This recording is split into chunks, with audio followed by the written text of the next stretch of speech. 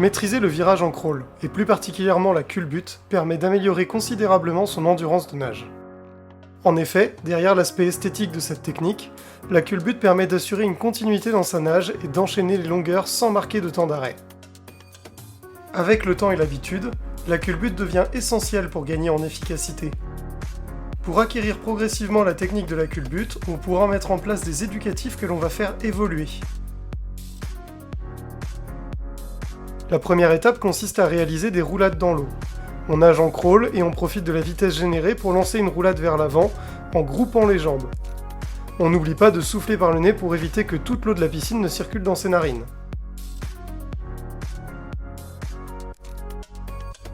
La deuxième étape de l'apprentissage de la culbute consiste à réaliser le même exercice mais en déroulant les jambes après la rotation.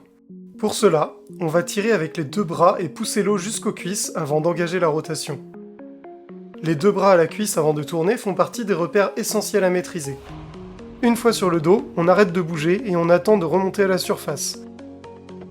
Petit à petit, on veillera à positionner cette rotation de plus en plus proche du mur. On pourra utiliser des repères au fond du bassin, comme le bout du T bleu foncé. L'objectif de cet exercice, c'est de faire en sorte que les pieds tombent juste avant le mur pour pouvoir pousser dessus à la fin de la rotation et se laisser glisser en flèche sur le dos. On n'oublie pas bien sûr de souffler par le nez. Au fur et à mesure, on pourra engager la vrille pour se repositionner sur le ventre de plus en plus tôt dans sa culbute, pour gagner en aisance et en efficacité.